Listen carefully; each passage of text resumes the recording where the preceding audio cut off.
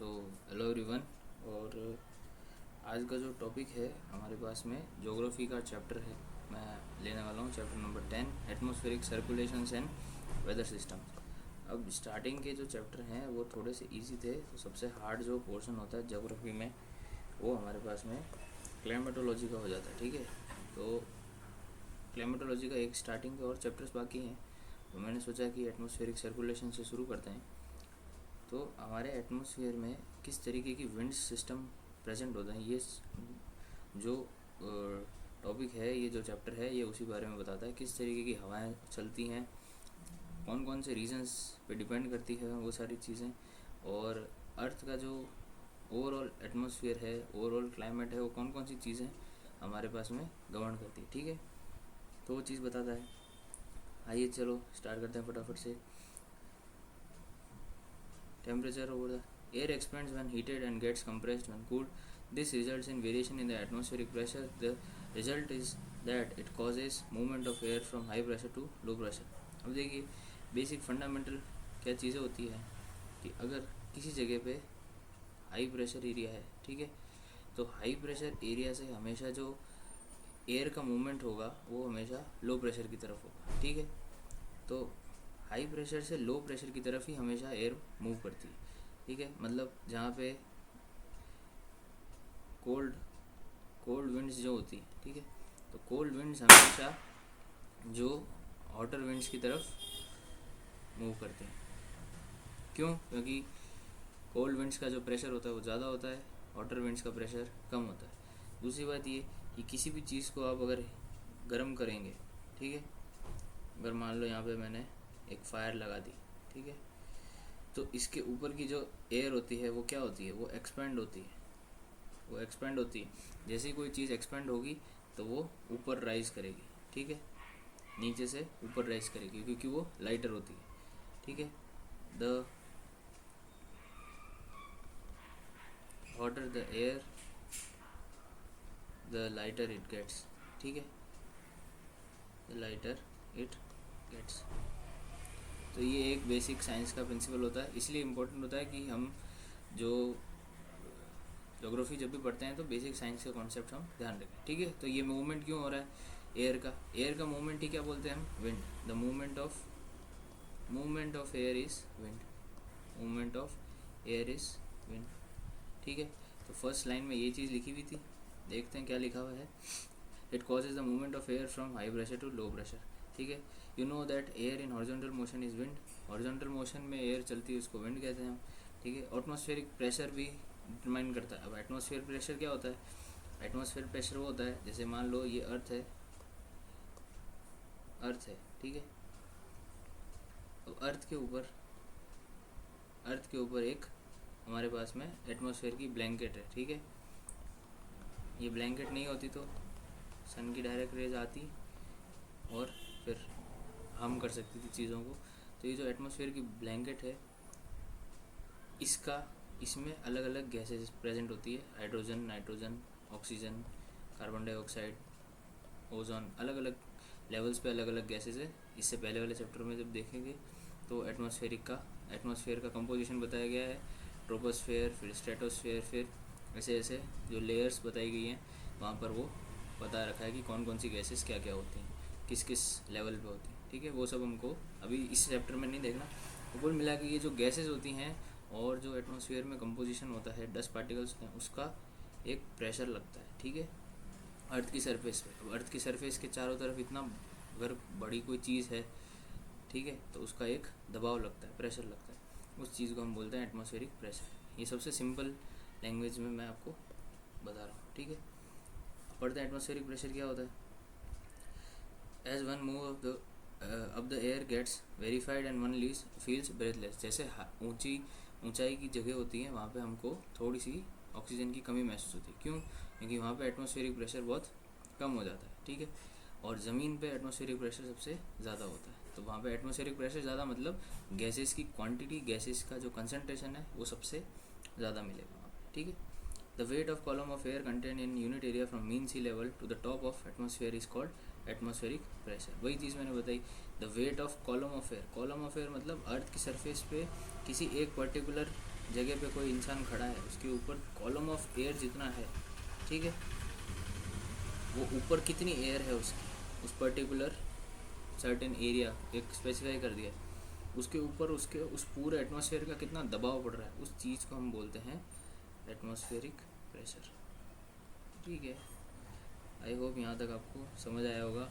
ये प्रेशर की यूनिट्स वगैरह दे रखी है, पढ़ने की ज़रूरत नहीं है अभी। ठीक है, अब हम बात करते हैं वर्टिकल वेरिएशन ऑफ प्रेशर की। वर्टिकल वेरिएशन ऑफ प्रेशर का मतलब क्या होता है कि ये अर्थ के सरफेस के ऊपर जो एटमॉस्फेयर है, ठीक है, अलग अलग लेयर्स हैं एटमॉस्फेयर की,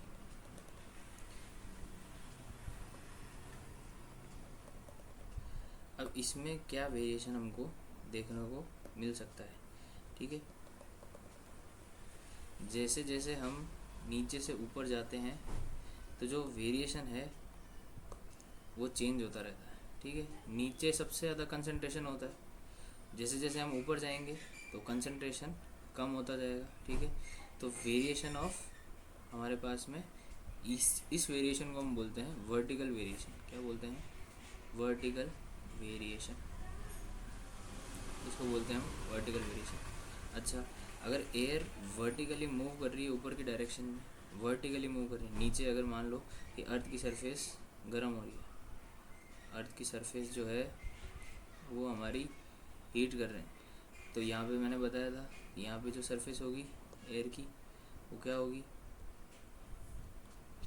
वो सरफेस गर्म होगी धीरे धीरे, और गर्म होने के बाद में वो ऊपर की तरफ जाएंगी। जैसे ऊपर की तरफ जाएगी तो ऊपर की तरफ जाएगी, क्योंकि वो लाइट होती है इसलिए ऊपर की तरफ जाएगी और वो एक्सपैंड होगी। ठीक है, तो नीचे की एयर ऊपर की तरफ चलेगी। तो इस वर्टिकल मूवमेंट को हम क्या बोलते हैं? वर्टिकल मूवमेंट को बोला जाता है, मूवमेंट को बोला जाता है एडवेक्शन, सॉरी कन्वेक्शन, इसको बोला जाता है कन्वेक्शन। क्या बोला जाता है? कन्वेक्शन। ये आप ध्यान रखोगे, vertical movement of air mass को, एयर को हम क्या बोलते हैं? कन्वेक्शन बोलते हैं। इस तरीके से, ऐसे इस तरीके से मूवमेंट उसको बोलते हैं कन्वेक्शन। नीचे वाली लेयर गर्म हुई, वो हल्की हुई, उसके बाद ऊपर वाली लेयर के ऊपर जाएगा, उसके बाद धीरे धीरे वो हीट ट्रांसफ़र ऊपर की तरफ हो जाएगा, तो ये वर्टिकल मूवमेंट हो रहा है। ठीक है, इसको हम बोलते हैं कन्वेक्शन। सिमिलरली अगर मान लो ये अर्थ की सरफेस है और इधर अगर बहुत ज़्यादा गर्मी हो रही है, ठीक है, और इधर कोल्ड है, ठीक है, इधर टेम्परेचर कम है, इधर मान लो टेम्परेचर कम है, इधर टेम्परेचर ज़्यादा हो रहा है। अब वो अलग अलग डिपेंड करता है कि इधर मान लो सन की रेज ज़्यादा है, इधर विंटर है, क्या है वो, अगर मान लो ये नॉर्थ हेमिसफीयर है, सदर्न हेमिसफीयर है, यहाँ पे अगर समर्स चल रहे हैं तो यहाँ का टेम्परेचर हमेशा ज़्यादा होगा। मान लो यहाँ का टेम्परेचर है 45 डिग्री सेल्सियस, यहाँ का टेम्परेचर 15 डिग्री सेल्सियस। अब यहाँ की हवा गर्म है, इस तरफ की हवा गर्म है, तो यहाँ से जो हवा चलेंगी वो कुछ इस डायरेक्शन में, सॉरी इधर की हवाएं जो चलेगी वो इस डायरेक्शन में आएगी। High pressure to low pressure आती है, जहाँ टेम्परेचर कम वहाँ प्रेशर, सीधी बात है, जहाँ टेम्परेचर कम वहाँ प्रेशर ज़्यादा। ठीक है, क्योंकि एयर डेंस है मतलब पास पास में है, पास पास में है तो प्रेशर वहाँ पे ज़्यादा लग रहा है। टेम्परेचर जहाँ पे ज़्यादा वहाँ एयर एक्सपेंड हो रही है हल्की, तो हाई प्रेशर से लो प्रेशर चली। अब जो ये जो हॉरिजॉन्टल मूवमेंट हो रहा है, ये जो हॉरिजॉन्टल मूवमेंट चल रहा है, हॉरिजॉन्टल मूवमेंट पहले हमने देखा था वर्टिकल मूवमेंट, ये जो हॉरिजॉन्टल मूवमेंट ऑफ एयर है, इसको हम कहते हैं, इसको हम बोलेंगे एडवेक्शन। क्या बोलेंगे? एडवेक्शन बोलेंगे। तो ध्यान रखना है आपको, डिफरेंस आपको पता होना चाहिए कि कन्वेक्शन में क्या डिफरेंस है, कन्वेक्शन वर्सेस एडवेक्शन। ठीक है, तो ये चीज़ हमने देखी, आगे देख लेते हैं क्या बता रखा है वर्टिकल वेरिएशन ऑफ प्रेशर में। ये होगा हमारे पास में कन्वेक्शन, और ये बेसिक्स हमने अभी देखा है। अब हम नेक्स्ट क्लास में हम बात करेंगे world distribution of sea level pressure के बारे में, कि सी लेवल का प्रेशर कैसे चेंज होता है। साथ ही साथ हम इसकी बात करेंगे कि जो आइसोबार्स होते हैं, आइसोबार्स किस तरीके से मूव करते हैं। आइसोबार्स का मतलब होता है कि सेम प्रेशर पे मान लो यहाँ प्रेशर अगर 10 मिली बार है, तो हर जगह प्रेशर इसका 10 मिली बार 10 मिली बार ही चलेगा, ठीक है। इसको हम बोलते हैं आइसो बार। आइसो का मतलब सेम, और जो बार होती है, बार हमको प्रेशर बताता है, ठीक है। ये चीज़ हमने देखी। अब नेक्स्ट क्लास में हम इससे आगे की बात करने वाले हैं। नेक्स्ट क्लास में इस चैप्टर को हम कंप्लीट कर लेंगे, इन ग्राफ्स को हम थोड़ा सा ढंग से पढ़ेंगे, ठीक है। तो आज हमने क्या देखा? आज हमने देखा vertical variation of pressure, horizontal variation of pressure. Vertical variation of pressure की वजह से जो विंड्स होती है उस प्रोसेस को हम क्या बोलते हैं? वो कन्वेक्शन होता है।